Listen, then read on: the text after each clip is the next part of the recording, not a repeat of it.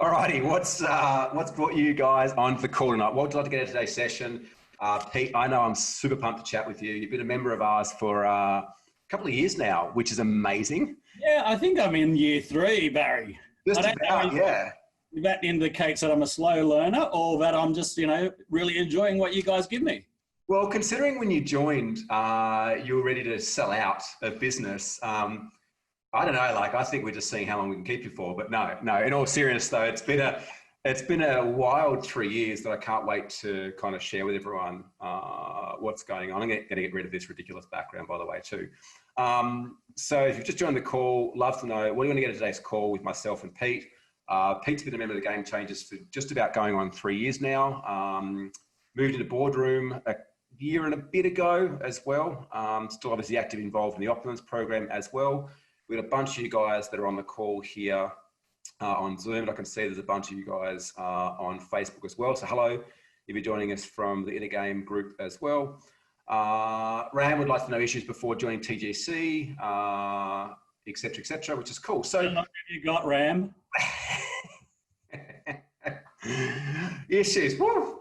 Alrighty, so look, I want to have a bunch of fun. Like for me, I'm trying to bring a lot more fun into day to day. And Pete, I know that we always have a hell of a good time when we catch up together. So I want to have a bunch of fun. I want you guys to all walk away with at least one thing to implement into your business to help you to grow faster, more effectively, more fulfillingly. Pete, I'd love if you walk away with something as well, if not just a belly full of laughs. But to kick us off, share with the guys, your business, what is it particularly that you guys do? Sure. Okay. And look, my business has changed pretty much. I mean, so let me go in sort of to the start of my journey.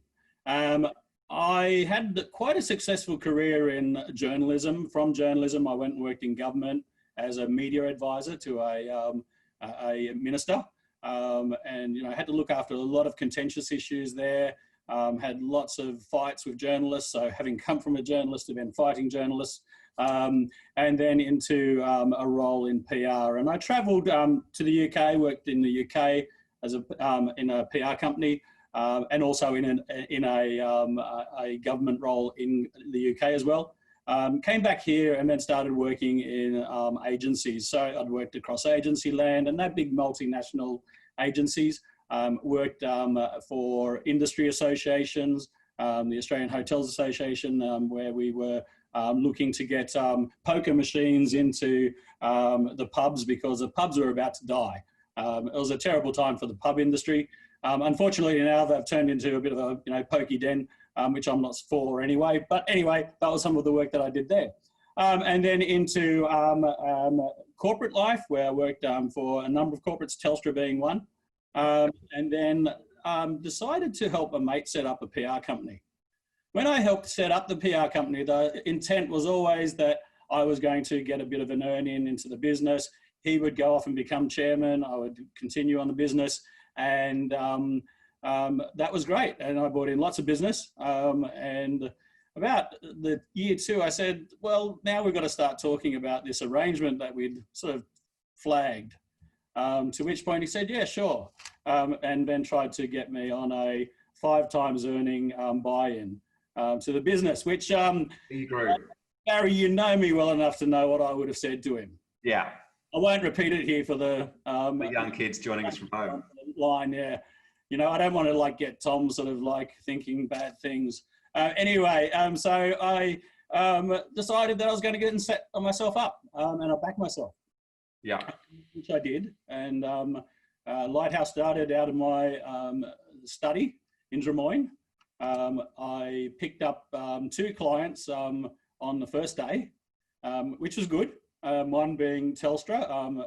Some of my mates had decided that they would like to work with me again and utilise my skills. And then another one, which was a company called OMeet, or back then it was called Network Outdoor, and it was an outdoor company, very small company. It was a listed company, 20 cents share stock. So they pretty much signed up on day 1 for a whole big retainer of, I think at that time it was about 2,000 per month, which wasn't going to get me anywhere fast. But anyway, I was able to grow the business. you know, we had a pretty rapid rise in a pretty quick time. I think by year 3, we would, you know, hit the revenue mark of 1 mil. We were delivering consistent 15 to 20% growth year on year. And even after that, we were doing that. We were getting margins of around that 25%. So things were looking really great, and we had really positive cash flow. Yeah. So business is going great. And you know, that was where we got to up till about 10 years into life. You know, growth kept on going, staff kept on growing, everything was going great. We expanded the offer, so I added a digital agency. So in addition to Lighthouse Communications, I had Brightpoint Digital. And in that, I had some structures. While I said it was great, there were challenges along the way. Yeah.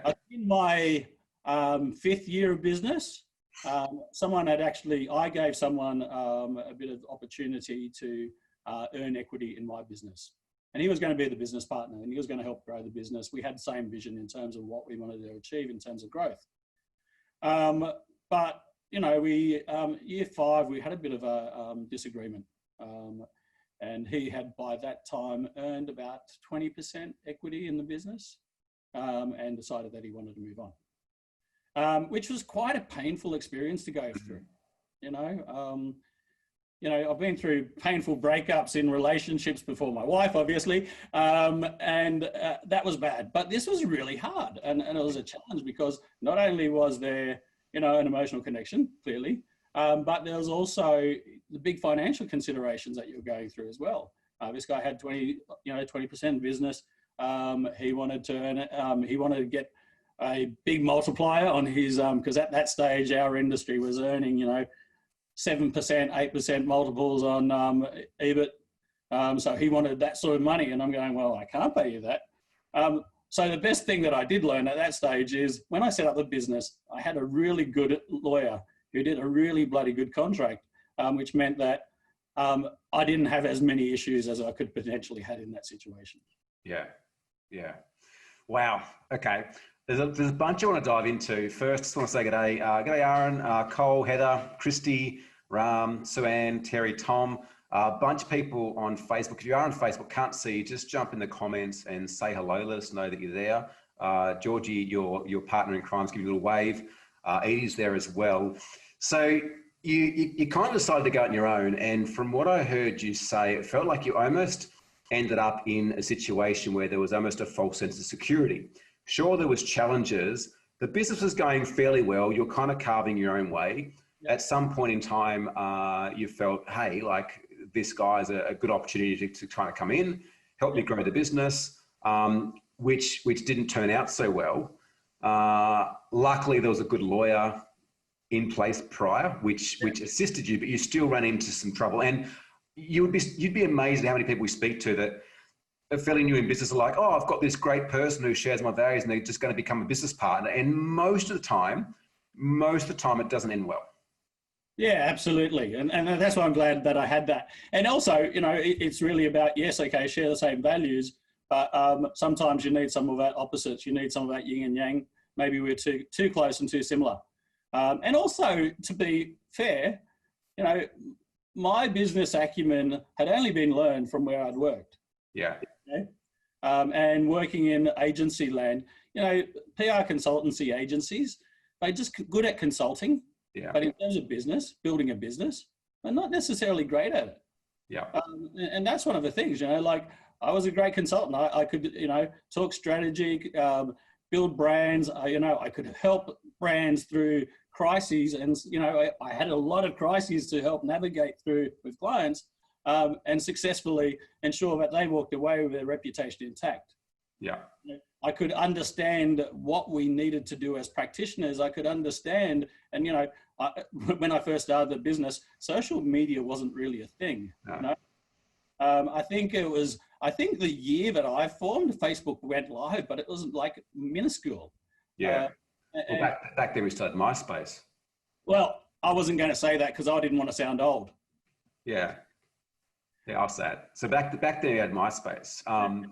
And I'm curious to know, like, how many of you on the call can relate? Like, how many of you started a business because you kind of were working for someone else's similar industry and thought it was time to forge your own way? in the same industry? Like how many of you just kind of, I guess, similar to Pete, went through that journey that he went through to end up doing what he's doing now? And so you grew this business, you had some issues with the business partner, which, you know, was painful emotionally and financially, which you managed to get out of. And then just before you met us, you had a client that was about 30% of your revenue, is that right? Oh, even more, 45. So, you know, so post that experience, things were going well. We held clients. One of those clients was, you know, and he had a bit to do with, was Telstra as well.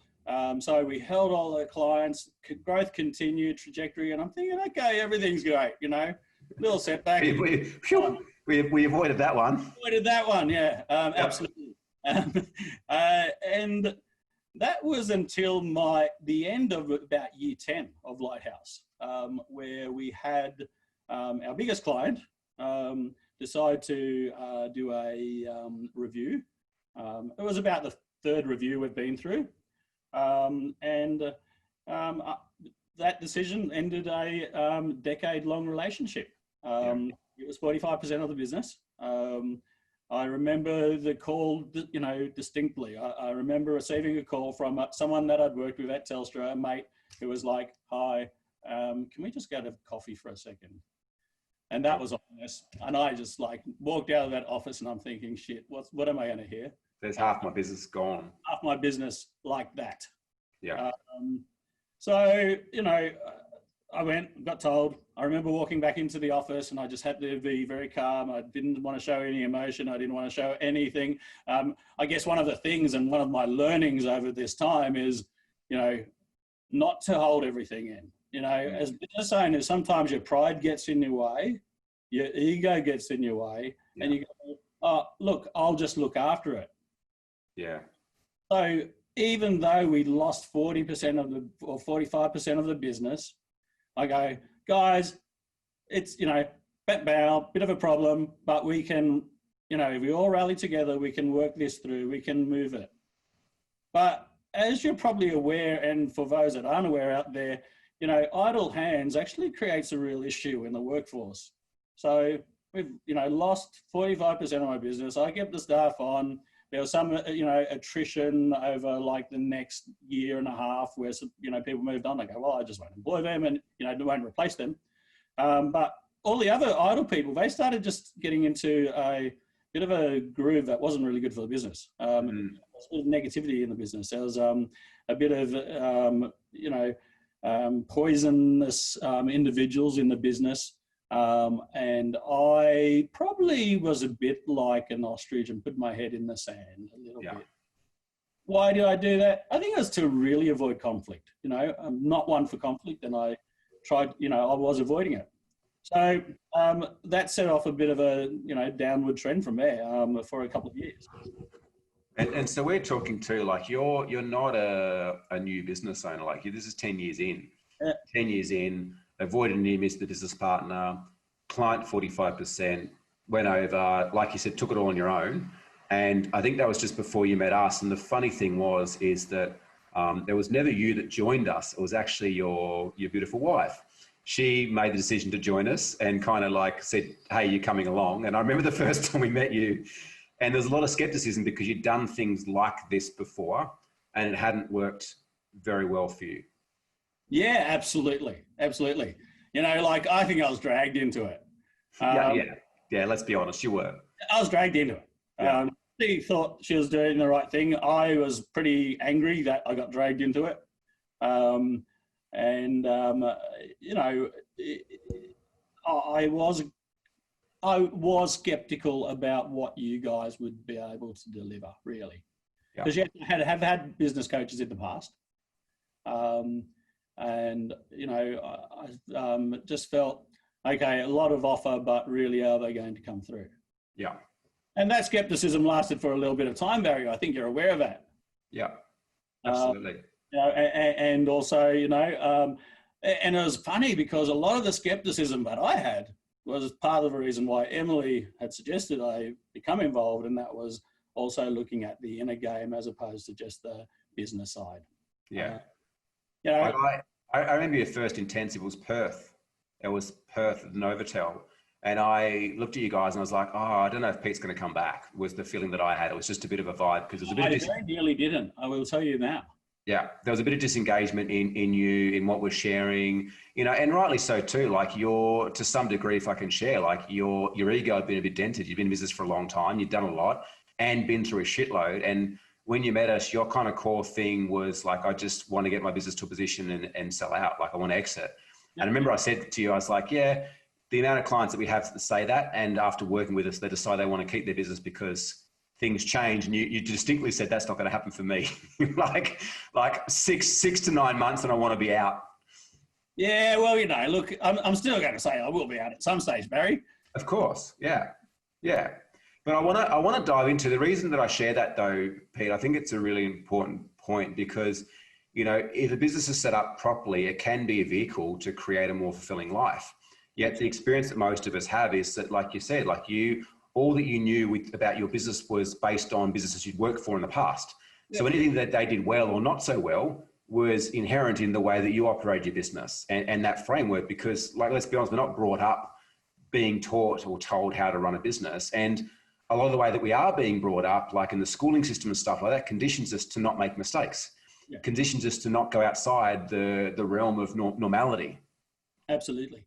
Yeah. And look, you know, I think, so, you know, as a result of that, like I see it in my business in two parts. You know, we had 1.0 of Lighthouse. That was a good business. We were delivering great results for our clients. You know, the fact is that, you know, the clients that were there in 1.0 are still with us today. The outer vision of or outer view of what we were doing was wonderful.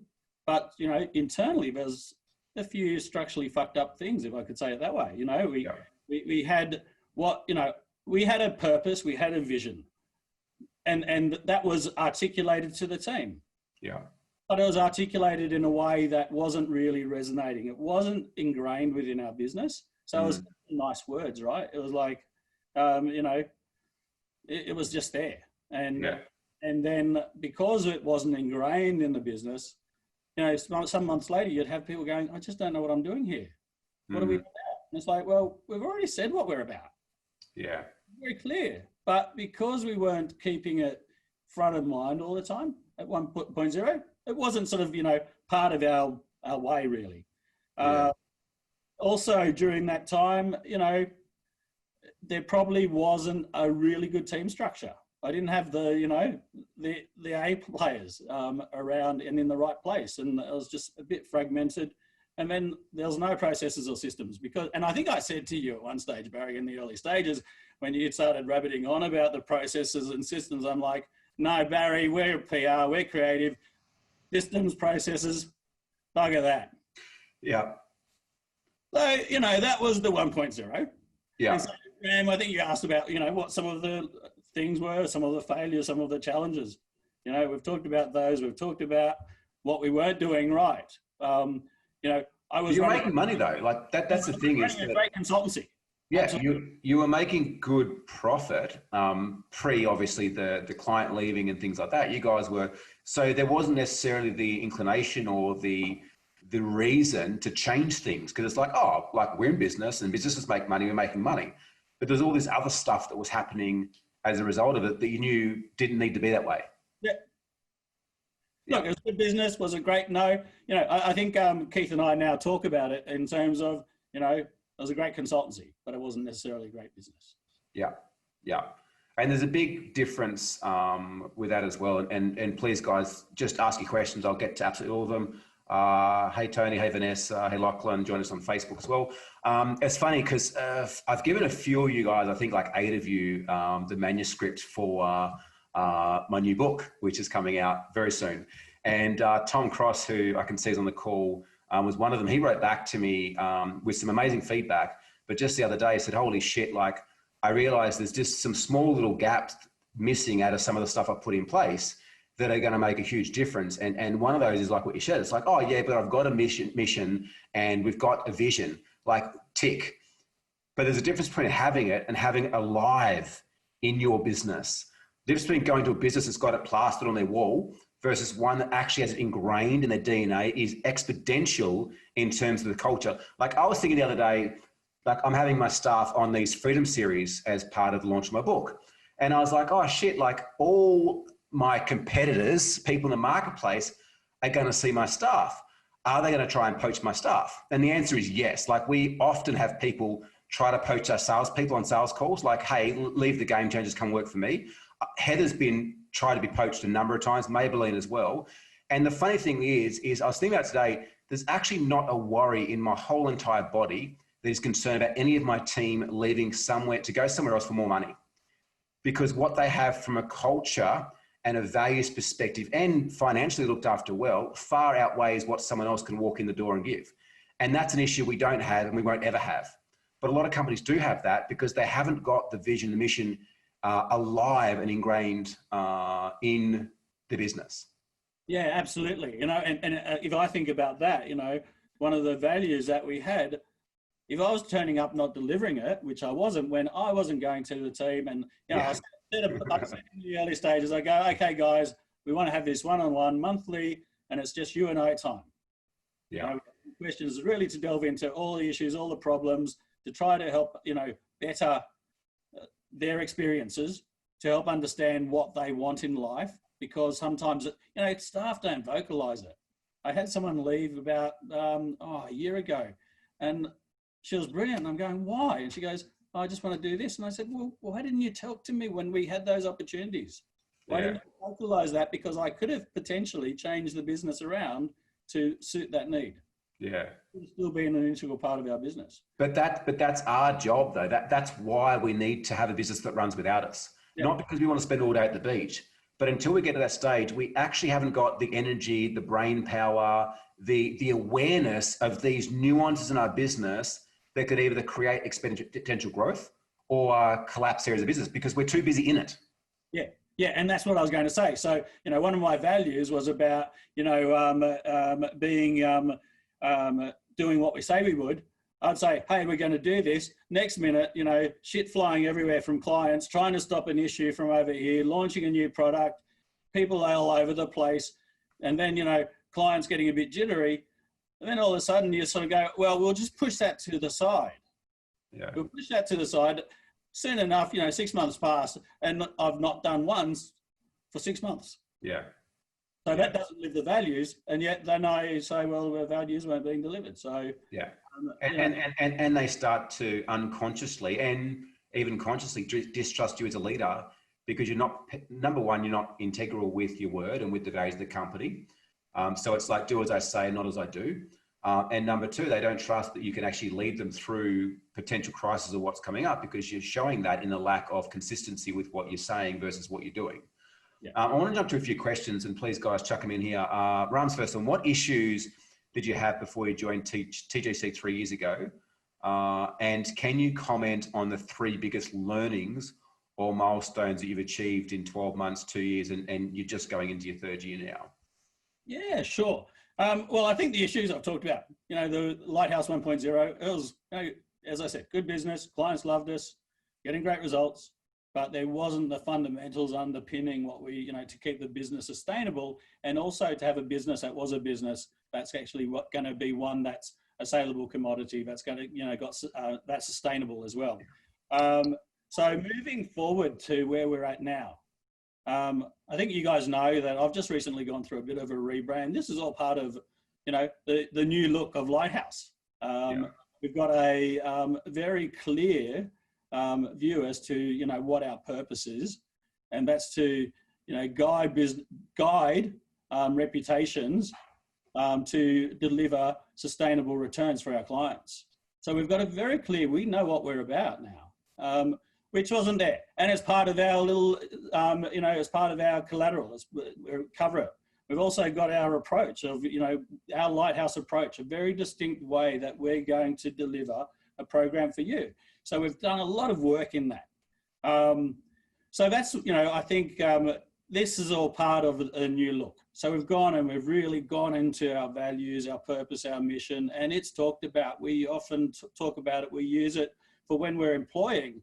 And I don't do employment only now. I say to the guys, you've got to employ and you've got to be looking at those values and making sure that the people that you're employing live those values. We've got we do a winning the week, and that was something that Georgie was really the one that got me really excited about it. He showed me one of the decks that he'd done, and it's just sort of changed the business a lot. Yeah. Because there's a whole lot of transparency. We talk about our values. We call out people for living the values. Yeah.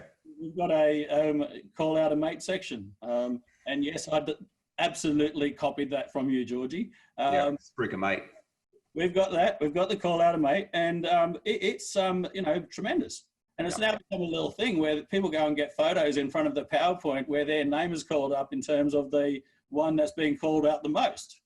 It's a really fun thing. So having the structured weekly winning the week plus our morning huddles has been amazing for the business. Everyone's doing. There's a lot of energy, a lot of support there. The monthly one-on-ones, I mentioned that. We've been doing that.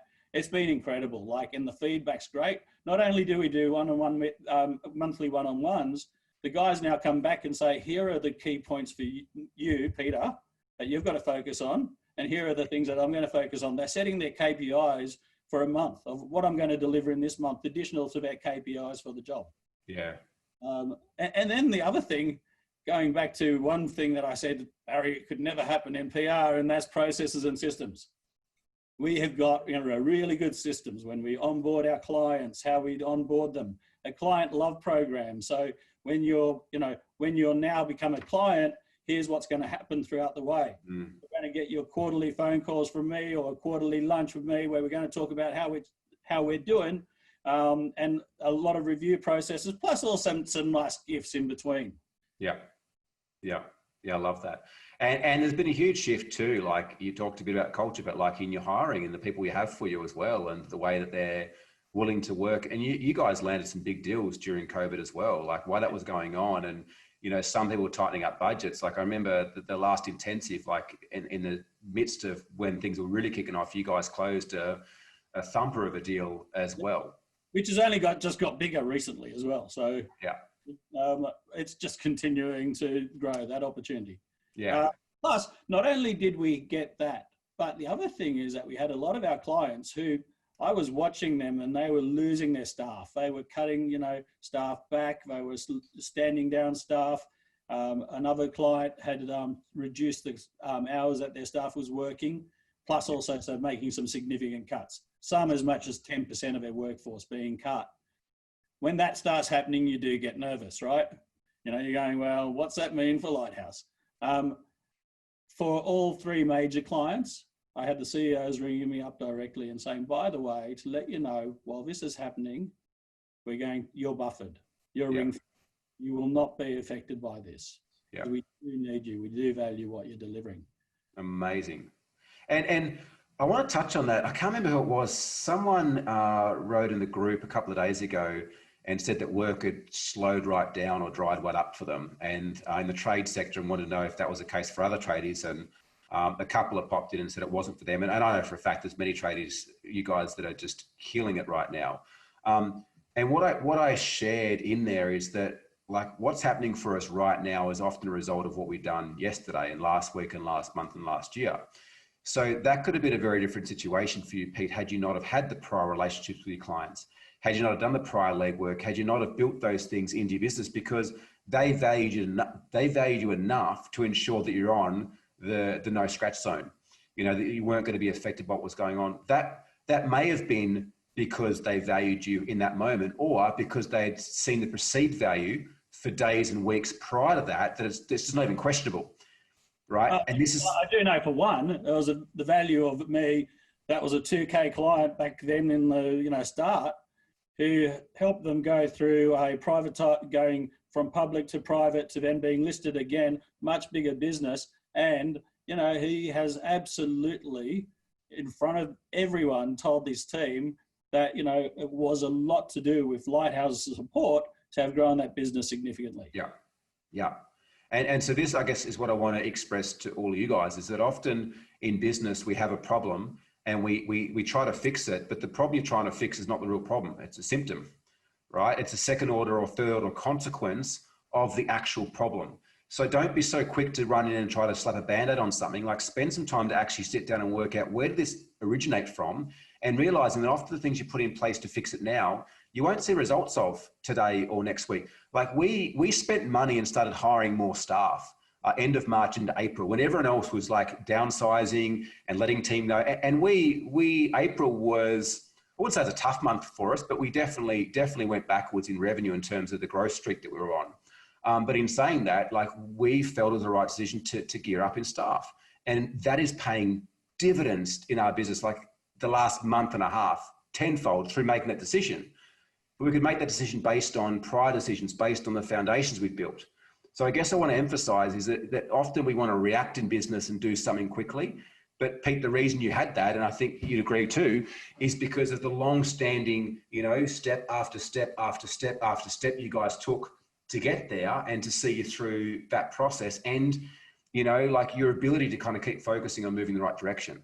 Yeah, absolutely. Yeah. Ram, did we answer your question? Lachlan said, what was the biggest thing TGC helped you with, Peter? Lachlan, let us know if you've answered that. But Pete, what's the biggest thing you feel that we've helped you with? Look, I think there's probably two.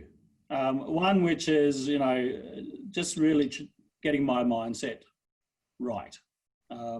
As Barry mentioned, I was ready to give it up. I had a few offers and I just felt that wasn't right. And I probably was, pride got in the way of what I was doing, and it was sort of like it was counter in a way, like what I was trying to do was counter what should have been happening. So just setting me straight, getting me in the right mindset, getting me to let go of a little bit of ego. And look, ego's healthy. We all need a little bit of it. But, having the right level of ego, and making sure that ego doesn't stand in the way of good decision-making. Yeah. Not something that was important to me. Having a lot more confidence in myself to handle some of the conflict as well. I hate conflict. But losing 45% of your business overnight is enough to bash anyone's confidence around. Look, I've gained a hell of a lot more confidence as a result of working with you guys as well. Yeah. But then also keeping me accountable, like from my one-on-one, I do, Keith does hold me to account. Yeah. And does make sure that I'm delivering on my promises as well. Yeah, absolutely. Can I ask you 3 quick questions? Number one, from the time you started to now, is your business making more money as a result of working with us? Oh yeah, absolutely. Yeah. Have you got the ability to have more time off or more free time than what you had before? I do, but I'm now putting that back into, I'm reinvesting that time off into the business growth as opposed to doing the do. Yeah, and trying to keep the wheels turning. Yeah. And number 3, is it more fulfilling and more enjoyable now, like business, than what it was when you started? Yeah, it sort of is, is it more enjoyable? Like, I don't know if it's always enjoyable, but then, it can't always be enjoyable. It's much better than where it was when I first joined. It's sort of back at the levels when I was sort of in, year 3, 4, 5, and everything was just wonderful. Yeah. I guess really though, you haven't thrown the towel and haven't sold yet. And your business would be worth a higher multiplier now too, if you were to sell it, than 3 years ago as well. Obviously, the fact that we can say, and we've got a lot of things documented, here's our processes, here's our systems, here's the lighthouse approach, here's the lighthouse way, here's, lighthouse 360, here's our intersections of influence. The things the tools that we use to get better results for clients is stuff that are quite unique. It gives us a bit of a unique offering into the market. Here's how we can deliver a truly integrated offering. It was interesting. So some time ago, I put a guy on contract. He had been running a big multinational PR company in Australia. And he goes, okay, I remember you guys back in about, probably 5 years into my existence of Lighthouse. So 10 years ago, I remember you. You guys were just like the guns and, everything was going really good. And then he said, then things just went very quiet. We thought no one really knew what Lighthouse was doing. So within the industry, while that period of time, everyone was sort of like aware Lighthouse was out there. In more recent times, it was like, oh, maybe that was as a result of me having dented confidence and not being as out there as I normally would have. Yeah. And then he looked at our business. So he started working with us and helping, in terms of guiding where we take the business. He was a good sounding board for me because he was industry expertise. And he was really staggered by, the quality of work that we were doing. Yeah. He was charging a lot more for a big multinational agency and saying the work we were delivering was much better than what they would get, his staff were delivering. Secondly, the broad scope, to be able to offer a 360-degree offering where, we were able to not only come up with good creative concepts and deliver good PR, but then take that into the digital social environment and really build an integrated offering.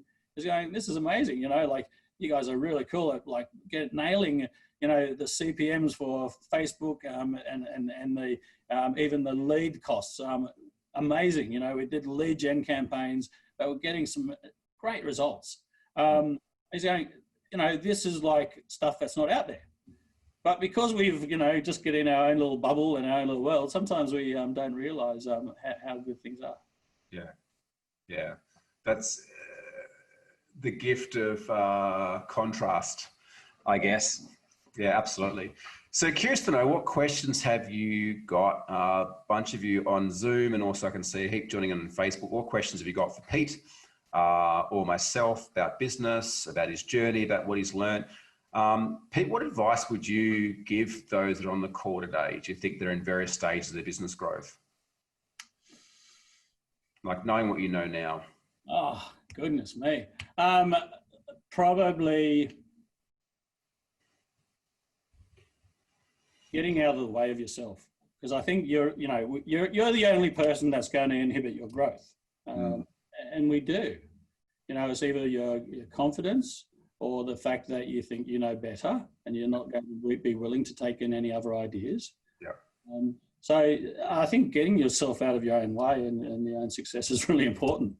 Yeah. I think that was important for me, and I think in 2.0 of Lighthouse, it's a very different story, and my involvements now are different in the way we're delivering to our clients as well. Yeah. I think, I was always like, I wanted my stamp on it in a lot of ways. Yeah. Let's assume that everyone's currently in their own way, because most of us are. Yeah. What sort of steps would you say, that someone should take to start to get out of their own way? Well, what I started doing, as opposed to, it was actually really interesting because I heard me talking to one of my staff in one of our one-on-ones, a while ago. And I said, why are you doing it this way? Why are you telling them how to do things? To her, because she was complaining about a junior. I said, you've got to let them learn. You've got to get them to, and you've also got to accept that, 80% is going to be okay. You don't always have to have 100%. Yeah. You, as an individual, you're a 100% person. Yeah. It's okay for them to deliver 80%. You can do that last 20%, but don't, for goodness sakes, go and just do it yourself. Yeah. Because you're not going to learn. So, and then I thought afterwards, wait a second, I just said that. Yet I do exactly what I was telling her not to do. So it's really coming to that realization. I don't think there are any other things, and just go, always taking that step back and going, and also sometimes, just letting them run with it, keeping your mouth up. I had a session with the team where we were doing a strategy session, and I had an outside facilitator, and he just said, if I hear a word from you, I'm going to walk out the door. You need to let your team talk. You know, to let them take control and take ownership. Yeah. How many of you can relate to that? How many of you have had experiences? I was only sharing this on a recent podcast I did. how many of you had experiences where you share something with someone and as you're sharing it, you realize, damn, like that's really good advice. I should take that and actually need to be taking on board your own advice. Let me know if you can relate to that. A couple of comments like, oh, yeah, definitely me. For sure. Weekly at the moment, says Tom. Yeah. Yeah, very, very interesting how often that comes about, Pete. So get out of your own way, like assume that you're in your own way, allow your team to make more mistakes. Something that we did this morning, kind of for the first time, is I said to Heather a few weeks ago, I was like, look, we're coming up to like end of month, start of the new quarter, start of the new financial year. I'm super clear of what we got and where we're going. So is Heather. I was like, let's allow the individual departments. I think we've got like 14, 15, maybe 16 team members now. I was like, let the individual departments converse between themselves for 2 weeks. And then in 2 weeks' time at our WIGS meeting, let them share what they think they should be working on next quarter to take more, like a team take a lot of accountability as it is, but there's a chance that we're going to hear stuff that we don't know of. And so today was that day. So today me and Heather got to sit back and we had our teams present from the different aspects of the business what they felt they should be working on. And it's interesting to note there's a number of things that was aligned to what we thought. There was a number of things too that came through. It's like, oh, wow, that's a fantastic idea. Yeah, let's talk about that. So now me and Heather will get together and look at all that we had, look at all that they had, and kind of get clear on what the projects are for the next quarter, because having a team share like that allows them to take more accountability for it. Absolutely. Yeah. Georgie said, every time I speak, great advice. I should be taking myself. Love that. Edie, absolutely. Heather says, yep. Cool. Over to you guys. Like, what questions or comments have you got? And equally too, regardless of whether you do have a question or comment, what have you taken from this so far? Like, I'd love to know. Pete, I'm sure would love to know too. Like, what have you taken from this so far? Well, while we're waiting, maybe Barry, I can share one thing. But yeah, I did. So in the winning the week, the other thing that I didn't mention or touch on is previously I didn't really share a lot about how the business was doing. I gave them business is going well, and they knew that in previous years they knew that they got a bonus at the end of the year meant that the business was tracking along nicely and that there was a nice profit in the business. So I've started to share monthly by seeing what we're bringing in revenues. And then I said, okay, but here we are. I set this goal for us for the financial year. COVID came along, it stuffed us up, but do we think we can still do it? We're not that far off. So I said, so guys, are you up for the challenge? Here's the number that we need. Let's go out and give it a crack. Yeah. This time that I've actually put that challenge down to them. So they know that, like business development's usually through me. They even introduce me to someone, but then I take it from there. I've given them a number and it's been like everyone's at it.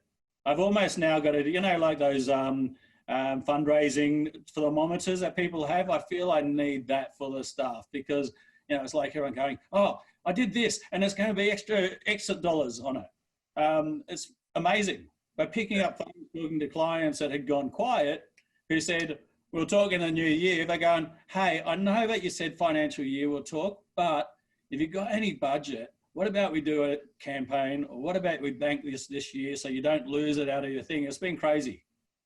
Yeah. Yeah. On a podcast, a live stream we did earlier, I was speaking to this guy. And what I was noticing is there's a common theme amongst businesses that we're invested in and our own businesses that have all grown in the last 6 months. Like during the toughest times, I think business and economy has seen probably ever, at least in the last 100 years. And I was like, there's not a coincidence. There's a common pattern there when it's that many businesses that have achieved that. And one thing that I come back to is like the questions that we ask ourselves. And so you're asking yourself the question of like, oh, how do we survive this? What sort of answers are you going to be getting and attracting for yourself, right? Now, similar question, but worded differently. How can I grow through this, right? Similar question, but it's going to elicit and create a completely different result. How do I survive this versus how do I grow through this? And this is where we need to start to, I guess, sharpen up the language and the questions we ask ourselves, because our brain will always look to answer those open loops. Yeah, and like you said, Pete, you know, it would have been very easy to have looked at COVID and go, oh shit, that's it. There's our budget gone for the year, or we're not going to hit that now. But instead you kind of chose to buckle down and say, hey, like, we're not that far away. Like, I think we could do this, and plant that seed of inspiration and hope for your team. And because of the work you've been laying out to allow your team to step up more and more, they then had the space they could step up and step into that and bring that about for the team. And I don't know about you, but like, it feels much more fulfilling when your team can start to contribute in that way than you always having to be the one that closes the deals. Absolutely. It's amazing, you know, and just the tenacity that they're showing in trying to reach that number. You know, and even if they don't reach it, I'm going to bloody, you know, gift them big time and reward them, because they've done an amazing thing. Yeah, absolutely. I don't think we've got any of our team other than Heather on the call here. I actually said to Heather this morning, let's bonus our team this quarter, because we've had a ripper of a year, and they've dug in, and like, they didn't just deal with COVID, like they put in extra effort during COVID and did all the, you know, fought all the fires that came up for us, which there was a lot. And, you know, also still initiated their growth projects as well. And like you said, Pete, you know, team is kind of everything, and you've got to look after them. Georgie's written here, Pete, it's great to hear that you got your mojo fully back. You sound an octave higher than a year plus ago. Great journey, inspirational. Because you guys have obviously journeyed through, you know, Georgie joined not too soon after you as well, and has obviously ridden some highs and lows alongside you too. Yeah. Yep. Good share. So what are you guys hearing? Like, what have you taken from today's session? Please share, not just for me and Pete to get a bit of reassurance and validation, because we don't need it, but more so for each and every one of you guys as well. Like, when you share something, you know, other members will be like, oh shit, yeah, I missed that. Or yeah, that was a great point as well. So what have you taken from the conversation? Terry said, looking at my leadership every day, we've almost doubled our team in 3 months. And because I'm not physically seeing them, I'm thinking of new ways to communicate with them. Any suggestions on distant leadership? I got heaps. Pete, take the floor. Oh, look, you know, I'm not seeing them every day either, because like COVID, you know, like my team were just not coming in. And there was a lot of anxiety. I actually called the office closed before we were forced to. And so we've been just, you know, keeping our meeting rhythm going. We have our daily huddles via Zoom every day still. We have our winning the week still as the team. And the team, because with the winning the week, I get the team to run it. I don't run it. Each of them, they have to go and get the, you know, find the successes, find the wins, find the content. Everyone contributes to our weekly wows and talks about some of the learnings that we've had, but they run it. And so they've been doing that. We also, because we were distant and we are quite a collaborative environment, we said a few other times as well. So as opposed to just doing our morning huddle and then that was it, everyone going off and doing their thing, we also had team lunch. And that was only 3 days. So that was virtual lunch. Virtual lunch. And that's where we talked crap. Okay, we could talk about anything. We could talk about our dogs. We could talk about, you know, our cars. We could, and then eventually some business stuff would come in, and people would, you know, it was not structured. It wasn't anything to do other than us to collaborate. And someone going, oh, by the way, I had this really shitty experience with this client or with this journo. Any thoughts? So it actually engendered this collaboration, and then we just had a closeout meet, you know, Monday to Thursday. On Friday, it was a 3:30 virtual Friday drinks. Yeah. Great share. Many of you wouldn't remember or know, TGC used to actually have an office. Like, we had a physical office. I was never there because I was just traveling all the time, you know, doing speaking gigs and coaching and stuff like that. But we decided to shut it down. The main reason being is what I found every time I got back to the office, the culture was terrible. And it was like, I was depressed being around everyone. I'd be there for a week and I'd lift the culture and then I'd go away again and it'd fall back over. Now, we just started to hire VAs. This is probably 4 years ago now, maybe 5 years ago now. We just started to onboard more virtual assistants from the Philippines. And so there was always this like kind of us and them. There was this separation of two parts of the business because they were virtual and like we were all here. And I decided to shut the place down because of that. And we went virtual. And I actually found instantly our culture improved for us. The moment we went virtual, our whole entire team improved. That's the way we've been since. And I'm closer to this team than I've ever been with anybody else in any other business I've ever worked in my life. And I think that there's a few things, like Pete, you mentioned, having a weekly WIGS or weekly meeting is super important, where there's some structure and you start off sharing your wins, right? So you can all celebrate and share those dopamine and endorphins together. You kind of go through your scoreboard, you go through any major team movements, any projects, on track, off track. Like that's super, super important. And to me, that does amazing things for our team in terms of staying in alignment. Slack has just annihilated emails for us. It's awesome. It's more conversational. Like being on Slack, you can just chat back and forth with someone like on Instant Messenger. And I feel the communication's far better than emails. I think it's more efficient and it creates this connection that they're almost kind of next to you in the room. And then the values, Pete, like it really at the end of the day, it comes down to having, which is the first couple of chapters in here, which is around vision, mission, and values. Like that is honestly the foundations to build a business that works without you. And without it, not just having it on the wall, but having it live in your company, I don't think you can ever get a business to a position where it's profitable and it can work without you. Right? It was almost like scripted, you know, I talk about vision, values, etc. And then you get an opportunity to plug your book. Yeah, well, it's actually on brand colors with Lighthouse. You notice that? I did notice that. Yeah, yeah. You got a copy. Did you start reading it? Oh, mate, yeah, I've started. And look, I found your forward very highly entertaining. Great. Don't spoil it. I've had a number of people write to me say they had tears and like tingles reading the forward.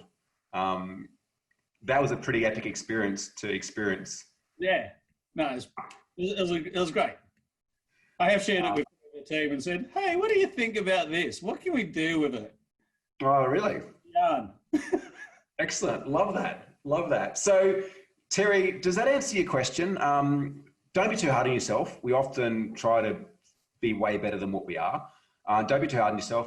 Share vulnerability with the team. Like if you feel that your leadership's not up to scratch or you feel that the culture's not there, share that. Like, hey guys, you know, I'd love to build this amazing culture. I don't feel it's quite here now. Like, what can we do about that? Like, that's the biggest learning. Like, I've had so many, but for me, and I think Pete, you touched on it too, is learning to share like my vulnerabilities and my weaknesses with my team and realize I don't have to do it on my own. That's actually built a way better team than me pretending that I know everything, which clearly I don't, and they can see through that shit anyway. Yeah. And that, like when I have the monthly one-on-ones, you know, that's a good opportunity to actually gauge how you're doing as a leader as well. Yeah. And it's amazing, you know, I've had some where you go, oh, really? It's quite confronting a lot of ways where you're exposing yourself for that, and you've got to be vulnerable and just, you know, expect it. But see, in that, it comes back to where we very first started, Pete, is that in that, you're then consciously and unconsciously giving your team permission to be vulnerable. That staff member, if they'd have been working with Pete version 2.0 now, they probably would have come to you and said, hey, Pete, love working with you. The vibe here, the culture is amazing. My job's not fulfilling me. Here's some ideas. But you had your walls up. The business didn't have that connection in culture. It was probably a little bit more like domineering type leadership, top down to some degree, than more of a spider web, which you guys have created now, and which is a more effective way around culture. That style of leadership is very attractive to people because you allow them to be all they are. And equally too, like I was blown away this morning at some of the suggestions that our team had around stuff to do with the business. And I'm constantly blown away with how much they care about you guys and care about the business and care about the vision. Right. But that to me is culture, and that's what's going to build a phenomenal business and leave an amazing legacy as well. Yeah. Does that answer your question, Terry? So Anne said, building self-awareness is key. How?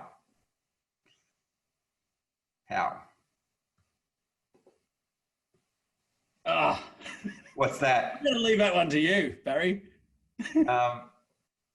Yeah, it's a journey. Like it's not something that happens overnight, but same thing. I think it comes back to starting with vulnerability, right? If you're able to express things as they come up without knowing the answers, you start to build a shorter feedback loop to what you're thinking, what you're feeling, and what you're knowing. But the longer you sit on things and you shut down those feelings, or you shut down the vulnerability, you shut down having those conversations you need to have, the more you're kind of creating walls to be able to access that level of self-awareness. Whereas if you can be more freely imperfectly perfect, I think that's where the self-awareness comes from. I'll share with you guys, I don't give a shit. Like I sent my manuscript out to you guys, to the 8 of you that commented first in the group, like 2 weeks ago on the Sunday. And I shared with my team on Tuesday. I kept on refreshing like my Facebook messages and emails that day, like waiting for some validation or feedback from you guys that the book was good, right? Like truth. I'm okay sharing it. Like that was me. Now I knew that there's no way any of you would read it that quickly or read anything or even provide feedback. But there's that aspect of me that's poured like so much love, so much time, like the last 35 years of my life into that book. And you can get that in the acknowledgement in the forward section to get it out to that position. But yet there's still that aspect of me that wants the validation, as we all do to some degree, wants the pat on the back saying, hey, good job. But what I had to in that moment is I could observe myself, I could laugh at myself, then I could share that with my team, which means that part doesn't have a hold of me. Whereas often we don't share that stuff, and that becomes an unconscious, unhealthy pattern, because we're not vulnerable enough to share our insecurities, to share level of self-awareness. Does that help, Sue-Ann? Validation is so ... locking me up. Yeah.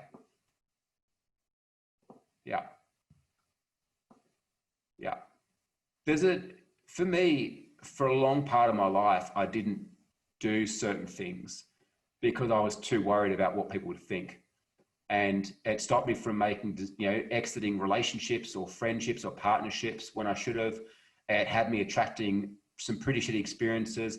It had me doing a lot of stuff that wasn't bringing me fulfillment and joy because I was too afraid of, confronting the conversation or being ridiculed or being teased or not belonging to a certain social network. And like, we all have this. It's part of the innate part of our human being is we all have the need to belong. The number one fundamental need that we have as human beings coming from our reptilian brain is the need to belong before fucking anything, because that's survival instinct, right? We all have that to various degrees. But also it caused a lot of lack of fulfillment for me and a lack of self-expression. And for me, that's been something that I feel broken through the past 12 months, is being okay to sit here and share what I'm vulnerable about and what goes on for me. Because really, like, your opinions of me, I don't care about. Now, sure, I'd like if you like me, but I'm not here to be liked. I'm here to help you guys and to serve you guys to the utmost best that I can. And if we get a friendship or you like me out of it, fantastic and great. But I'm also not going to show up and try to be a pretend version of myself to get you to like me, because you'll see through that anyway. Like, you'll know that's not authentic and not genuine. The same as your team know when you're sitting up the front of your office running a meeting, pretending you have all the answers when you don't. Like, vulnerability is very, very attractive. And I think that it moves mountains in business as well. Absolutely. Yeah. Thank you so much, Sue-Ann. Like, not good enough is stopping me to empower myself. Yeah, thank you so much. Christy, I've nearly finished the book. I've only got 50 pages to go. Feedback not far away. Good snapshot. I'm loving it. It steps you through the process, and my iPad highlighted and bookmarked have been hard at work. I can already see changes in my work and personal life. Fantastic. Love that. And you just landed your biggest client to date. So you've been in the program for like 2 weeks and you landed your biggest client to date. I thought I saw that on Facebook yesterday or today. Like Peter, my failure in business took my confidence away. Yeah, it does. It does. Yeah, 8 days in. Yeah. So, like, we can wrap up whenever you guys want. We've got another 25 minutes, but I guess any other questions that any of you have that you're sitting on or things you want to share, click to Pete, anything you want to contribute or share? Well, no, I think I've talked about everything that I can. I'm surprised you haven't got a beer in your hand. Oh, no, I've got water. And it's not even vodka. Jeez, what's going on? Sneaky, sneaky, sneaky. Yeah, any questions for you guys? Otherwise, we can wrap up and give Pete and the rest of you guys the rest of your evening. If you've got any questions, speak now or forever hold your peace. Eddie May had a very similar experience to that also.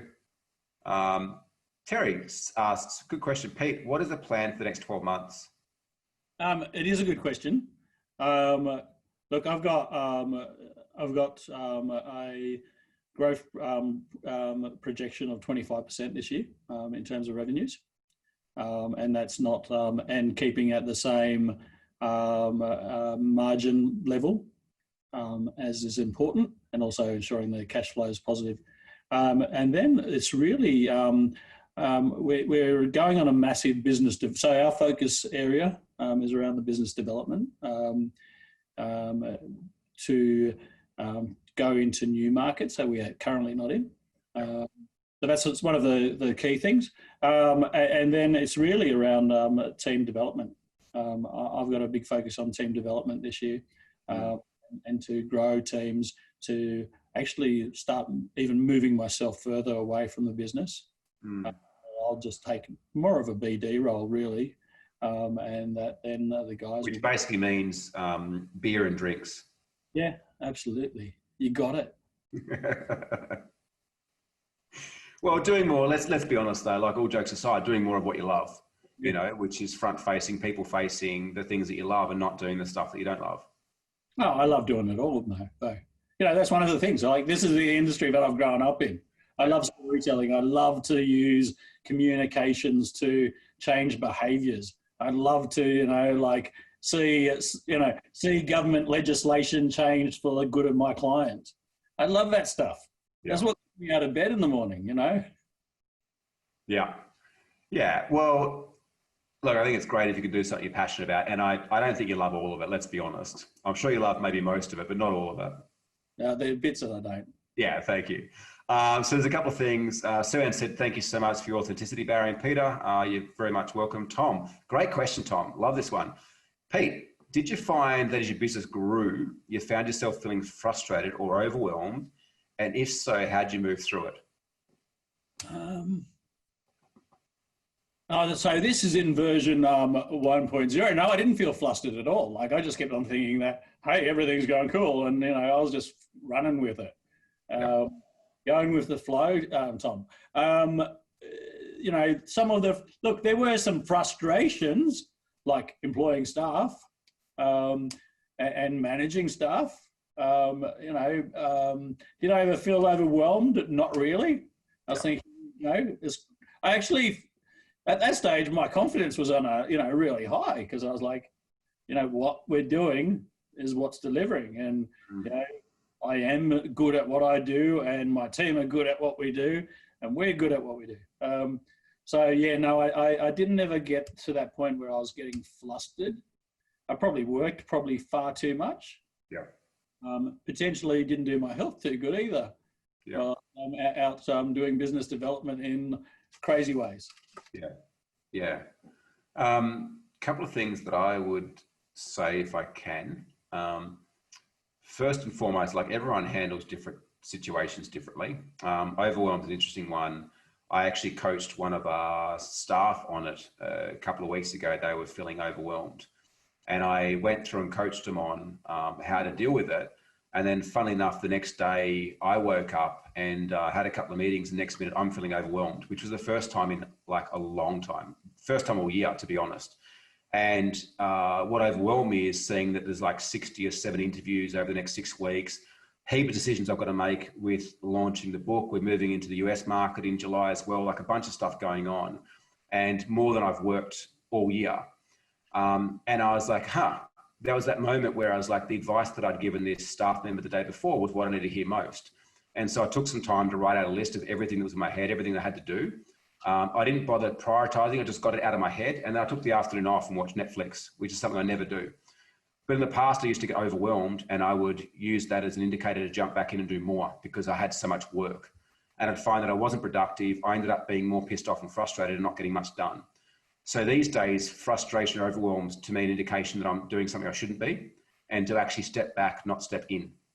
And so I had the rest of the afternoon off, woke up the next morning, which was a Thursday, and smashed it and got most of my things out, which I thought was a week's worth of work in a day, just through changing the mindset. So my invitation to you, Tom, is if you're feeling flustered and overwhelmed, first ask yourself the question, like, am I doing what I'm supposed to be doing in the business? And there's an indication, usually frustration is an indication that you're possibly doing something that's not for you to be doing, right? At this point in business. And that's a whole other conversation around like our life design profile, but frustration is usually an indication that you're doing something you shouldn't. And overwhelmed is the same thing. You're probably taking on board way too much stuff and you haven't got a good process in place for how you manage tasks and responsibilities. So potentially the task audit is a very good process that we use time and time again to remove the overwhelm. Yeah. Does that give you the answer, Tom? Steve Connolly says, interestingly for me, where I may have felt overwhelmed, I'm now recognizing as a time to take a break. Yeah, like that's such an important thing. If you feel overwhelmed, like actually step out. You know, the shit's still going to be there tomorrow morning. But I spent so many years stepping in and it was just waste of time. I wasn't productive and it made me more annoyed. So yeah, good share, Steve. Tom said, yep, bang on. Sweet.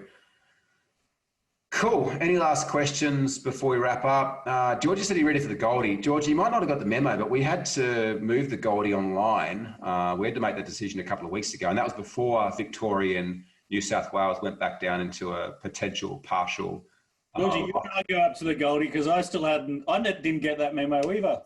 Yeah. I've been considering going there and hanging out for a month, so I'm happy like to go and hang out with a few of you guys. The biggest challenge is that if you're from Perth and you fly and come back, you've got to isolate for 2 weeks. And there's still some challenges around borders and so forth like that. So we made the decision to go online. It's meant that we've been able to book some high-level speakers, international speakers that we usually couldn't get in the room to jump online, which we'll announce that on the 1st of July. But it's also meant that we've got extra budget for November's event, which we've got a few very special and amazing things planned for you guys as well. And you definitely don't want to miss that. Georgie said, meditation for 10 minutes works wonders when you're overwhelmed. Yeah, like sometimes you have to force yourself to stop and do it, but yeah, absolutely works wonders as well. Don't tempt me, Pete, with a good time. You guys. Peter, amazing. Thank you so much for jumping on and sharing your time and sharing your insights with the tribe members. Thank you so much as well for trusting us and sticking with the process. And obviously, you're now reaping the rewards of that ongoing experience. Like I said, I'm on the Goldie. Anyway, so it's good to hear. Heather says, awesome, Pete, love it. Yeah, before you guys jump off, what was your biggest takeaway? Share your biggest takeaway, please, before you jump off. I'd love to know what that is. Pete, what? So would I. I'd love to know what they took away from this. Yeah, share with, let's give Pete some validation, some love. Like, what did you get for him? Tom got step up. Georgie said, well done, mate. That was great. Thanks, Georgie. What did you guys get from it? And then we'll wrap up. Do you find the hot seats are valuable? Like getting the insights of other members and their business, where they've been at, where they're going. Do you find them valuable?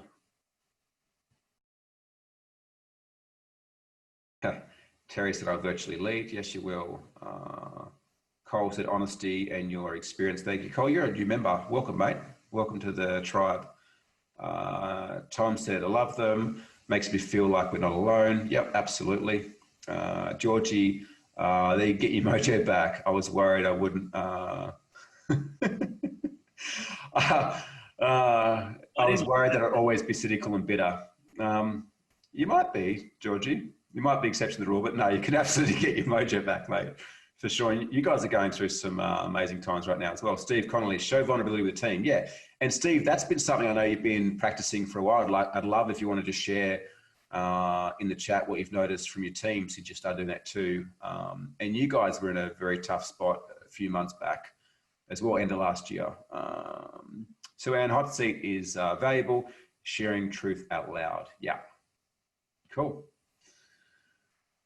Tony says, yes, they're great. Ram, different ways to engage staff to exercise mission, vision, and values. Yep. And you guys all need a copy of this. It goes to the printer in 10 days' time. So I'll be sure to send you out a book as well. It's all in there if you haven't got it from the trainings already. Cool. Let's wrap it up. Pete. Well, Barry, thanks for your time, mate. You know, look, when I got invited, I had the choice. I could have been on the phone or on a Zoom call with cricketing legends Tubby Taylor and Greg Chappell through the charity that I'm involved with.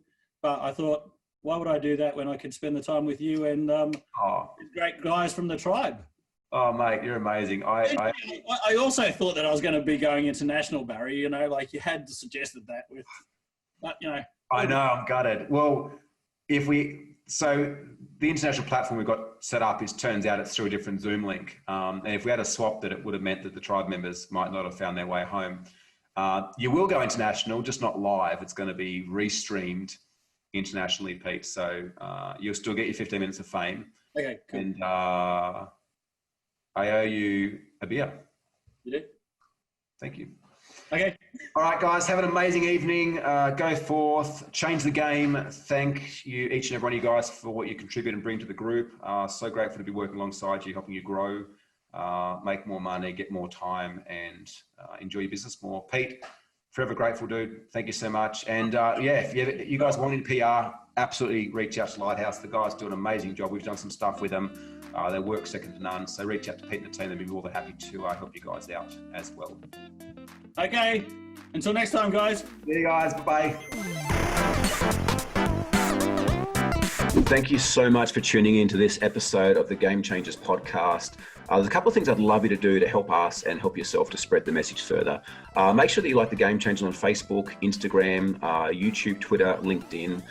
Please subscribe by clicking the link below to ensure that you keep up to date with the weekly episodes we share here at the Game Changers podcast with amazing entrepreneurs and business owners around the world. And of course, like if you're in a position where you may be overwhelmed with business or looking for a way to grow faster, more effectively, and you realize that the key to success is being surrounded by amazing people who have been there and done that before, I'd like to invite you to apply to have a game plan session one-on-one with one of my team here at the Game Changers. There's no cost if you get through. All that we ask is that you are doing a minimum of $250,000 per year to really be able to utilize the strategies and tactics and the mindset shifts that we share with you, that you're coachable, that you're a decent person, and you're willing to take on board some advice. If not, that's totally cool. But I know for me, I wouldn't be where I am right now without the support of so many mentors and coaches and resources along the way. And I'd like to pay that forwards and give back to you the opportunity to work with us one-on-one for free to put together a customized game plan. And the reason we're doing this is a couple of things. Number one is that sometimes it's just the smallest thing that can make the biggest difference. And I think that entrepreneurs and business owners have the opportunity to change the world. And if we can maybe help you to make the smallest shift to change your life and your world, you're changing ours in return. The second thing is that we are always looking for amazing clients to work with and to welcome into and invite into the Game Changers community. And so if at the end of the call, you do feel that there's a huge amount of value there, that we feel that there's a great values fit there, we can have a conversation about working together. But this game plan call, there's absolutely no obligations to work with whatsoever. Allow us to help you with the years and years and years of knowledge that we have in growing and scaling great companies. And I think that business owners are the future of the world. If there's a way that we can help you to create a better business, more profit, more fulfillment, more fun, I would love the opportunity to do that now. So click the link below, book your game plan session, make sure you follow us on social, and start today with the latest episodes of the Game Changers podcast. My name's Barry William McGlitty. Thank you so much for your support and look forward to seeing you next one. Bye for now.